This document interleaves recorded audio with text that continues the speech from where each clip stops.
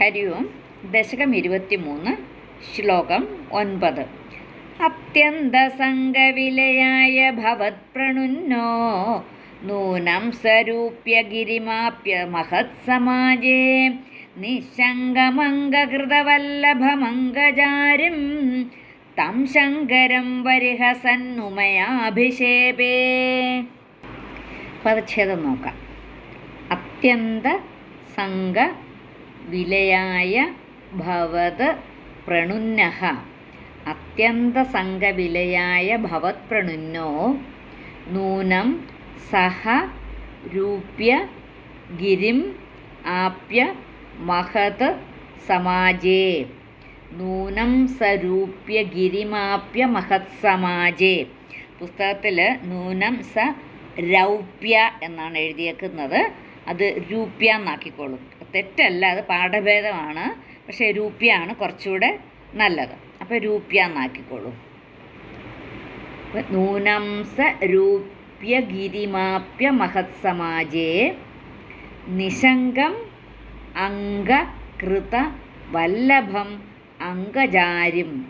നിശങ്കമംഗകൃത വല്ലഭമംഗജാരിം തം ശങ്കരം പരിഹസൻ ഉമയാ അഭിഷേപേ. തം ശങ്കരം പരിഹസൻ ഉമയാഭിഷേപേ. അത്യന്തസംഗവിലയായ ഭവത് പ്രണുന്നോ നൂനം സ്വരൂപ്യ ഗിരിമാപ്യ മഹത് സമാജേ നിശങ്കമംഗകൃതവല്ലഭമംഗജാരിം തം ശങ്കരം പരിഹസന്നുമയാഭിഷേപേ.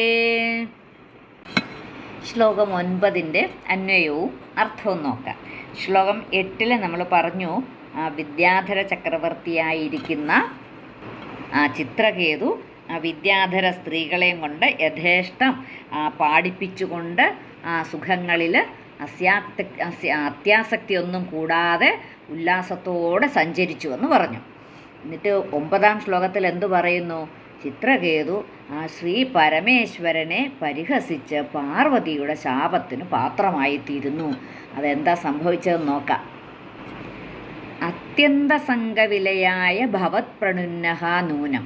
അത്യന്തസംഗവിലയായ എന്ന് വെച്ചാൽ എന്താണ്? ആ വിഷയാസക്തി അങ്ങ് തീരെ നശിക്കുവാൻ വേണ്ടിയിട്ട് അവിടുന്ന് പ്രേരിപ്പിച്ചിട്ടാവണം. ഭട്ടതിരിപ്പാട് പറയുന്നു, ഭഗവാന്റെ പ്രേരണ കൊണ്ടാണല്ലോ എല്ലാം സംഭവിക്കുന്നത്. അപ്പോൾ ഭഗവാന്റെ പ്രേരണ കൊണ്ടായിരിക്കാം. അപ്പോൾ ഇത്രയും ഭക്തിയായിട്ടുള്ള ചിത്രകേതു വിഷയാസക്തി ഇനി തീരെ ഇല്ലാണ്ടായിട്ട് ആ വിഷയാസക്തി മുഴുവൻ നശിക്കാൻ വേണ്ടിയിട്ടായിരിക്കണം ഭഗവാന്റെ പ്രേരണയാൽ അവിടുന്ന് പ്രേരിപ്പിച്ചിട്ടാവണം. അതവിടുന്ന് അത്യന്തസംഗവിലയായ ഭവത് പ്രണുന്നഃ. ഭവത് പ്രണുന്നഃ അതാണ് പറയുന്നത്, ഭഗവാന്റെ പ്രേരണ. നൂനം പ്രേരിപ്പിച്ചിട്ടാവണം. സഹ രൂപ്യഗിരിം ആപ്യ. ആ ചിത്രകേതു രൂപ്യഗിരി എന്ന് വെച്ചാൽ കൈലാസത്തിൽ ആപ്യ ചെന്ന്, ആ ചിത്രകേതു കൈലാസത്തിൽ ചെന്ന് മഹത് സമാജേ നിശങ്കം അംഗകൃതവല്ലഭം. മഹത് സമാജേ. അപ്പോൾ ആരൊക്കെയാണ് സമാജം? മഹത് സമാജം എന്ന് പറഞ്ഞാൽ മഹർഷിമാരുടെ ആ സമാജം. ആ മഹർഷിമാരുടെ മധ്യത്തിൽ നിശങ്കം ശങ്ക കൂടാതെ അംഗകൃതവല്ലഭം ആ ഭാര്യയെ മടിയിൽ വെച്ചിരിക്കുന്ന.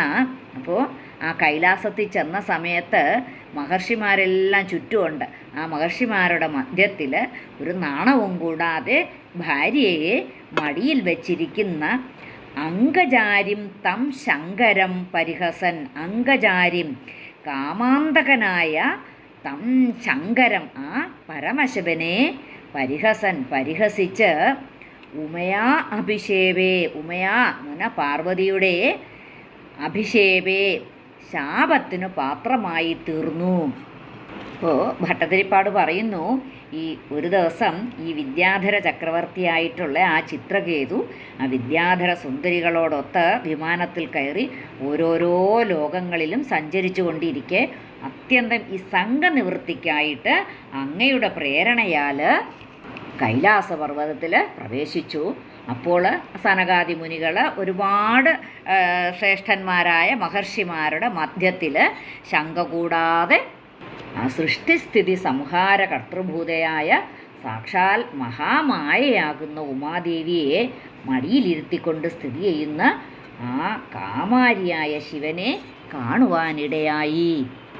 അപ്പോൾ ഈ ചിത്രകേതു പറയുകയാണ്, സകല ജനങ്ങളുടെയും മനസ്സിനെ വിഷയാദികളിൽ ആകർഷിച്ച് മായാമോഹിതനാക്കുന്ന കാമദേവനെ നെറ്റിക്കണ്ണാൽ ചുട്ടരിച്ചവനും മഹാജ്ഞാനിയും പരബ്രഹ്മസ്വരൂപിയുമായ അങ്ങ് ഈ പ്രാകൃതന്മാർക്ക് പോലും മറ്റു ജനങ്ങളുടെ മുമ്പിൽ വെച്ച് ചെയ്യാൻ